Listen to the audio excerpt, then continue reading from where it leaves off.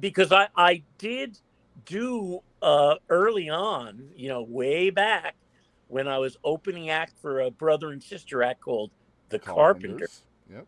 and Olivia Newton-John in Japan, and I did that stuff when I did my first albums. Unfortunately, they, like I said, they weren't selling off the shelf, but they picked up on it and recorded the songs, and for some strange reason took me out because I was easy. I was like a guy at a piano as their opening act. You know what I mean? It's not that I was that great. I'd never done anything, but I was easy. Stick this guy up in front of 15,000 people in And now Japan. I've read that was your first live performances too, right? Performing with the Carpenters. I never sung in the shower, Yeah. and then I'm put on opening for the Carpenters.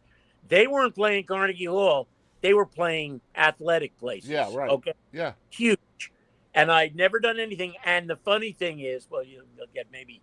I wish you could. Well, you can't put the camera over here, but I would show you something. But I'll tell you anyway. Um, all I knew, I didn't know any songs. I only knew the 10 songs on that first album that I did, which were 10 songs, tragic songs, because my girlfriend dumped me. You know what I mean? Mm-hmm. And that's how I started writing songs. But those were the songs. And that's all I knew, those 10 songs. It was not like I could do a variety of things or see what the audience's reaction was. So that's what I did. And Yeah. There was no reading the room at that point, huh? You're just playing what you know. no, playing what I know, and 15,000 people or whatever it was, know a communication Yeah. and that kind of with the audience, because it's a huge place. You're miles away. The lights are beaming down on you. And I didn't know what I was doing anyway, wearing like a quarter, a turtleneck sweater, sweating my ass off. You know what I mean? Mm-hmm. And the thing is, and I can already tell that you probably don't know the story, but a few days. So I did a couple of those things. They went okay, so that I wasn't. They didn't say no out. So kept doing those things. And one day I got a call from the agency that was their agency, because it was my agency, because I didn't have an agency. I was with them, and they said, "You got a week where you're not doing anything. You're going to open for somebody else." I said, "Where?" They said, "Wherever it was."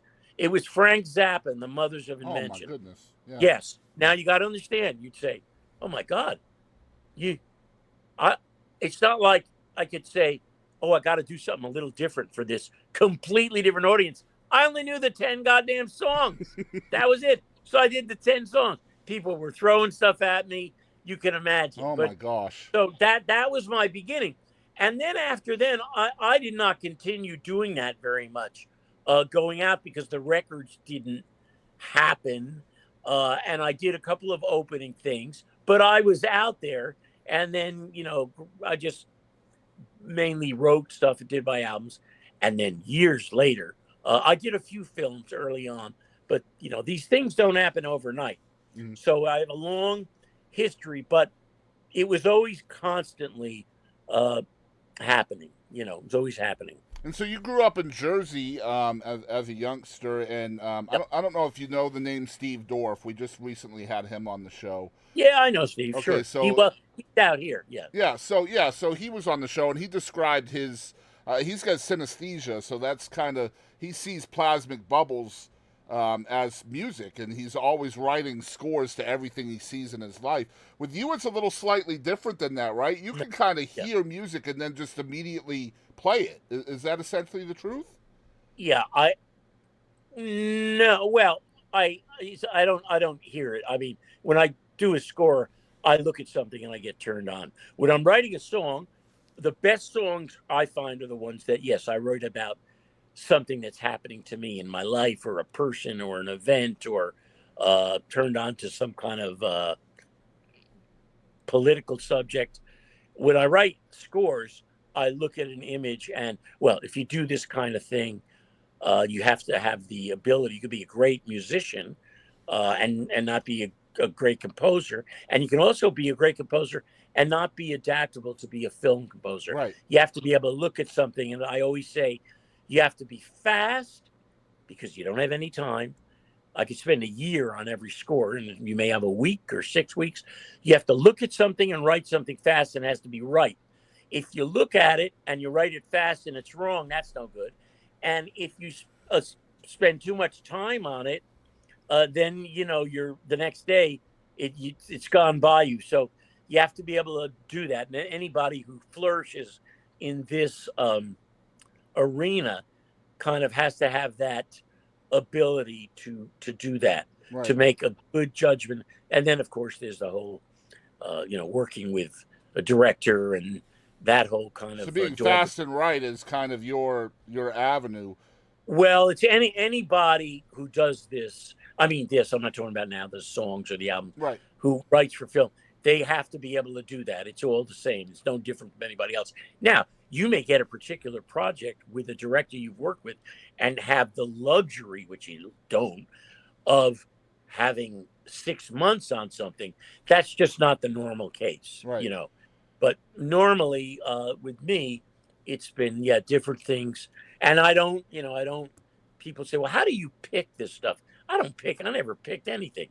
It comes down the pipe. You're the last one with a film. There's a million people, and these things. It doesn't matter if it's good or bad or historical subject or drama or comedy. These things are properties, whether it's a book or a play, and it takes years to get them together. But the composer does not come in till the very, very, very end of that process. So And so when you have to be fast and right like that, how much research are you able to do as the composer to kind of I do score that film? zero. Really? I always tell everybody, all these Asian things that I did. I mean, I did a million. I had, like, did I research that? No, but you have to have the ability to hear something, have a good idea of what it is, So it's and reactionary. to reactionary, and then the recording of it. Right. If you're doing something like that, you have to put the group together and go to Paris or London or wherever you've got that instrumentation, and they're great. Or you do something about the Civil War. Oh, I listened to no, no, no, no. You got to look at it and write. End of story. I do no research. Never researched a thing, and I could show you a bunch of things different. I mean, I just said Civil War. I said Asian themed stuff, but there's other things that you say, boy, didn't you? It's not that I wouldn't like to do it, but you don't have to. You just don't have the time. Mm. You have to have that ability to look at something, and then you writing something in here, and maybe whether it's at the piano or using the samplers, or you have to be able to then record it and produce that recording in a quote authentic way that is that adds to the picture. When I'm doing a little picture like that nobody ever heard of, called when we did it, My Cousin Vinny. What was that about? That was actually about two New Yorkers. Couldn't be that, but it took place in the South. Yep. So what I decided to do is I said, you know what? What's going to make this writing about these two, kind of the guy and his girlfriend, who she ended up winning the Oscar for that part, Yep. which nobody ever does for a comedy. No, I didn't write about them. I wrote about what Nelson Riddle used to call the wallpaper, which is the place where this took, and that turned out to be a major plus. I wrote a Southern, almost Allman Brothers, doesn't even sound like a film score, and that's what I didn't write anything funny. I just accompanied the prison, the place, the courtroom, where they were, but I didn't research it. I just wrote,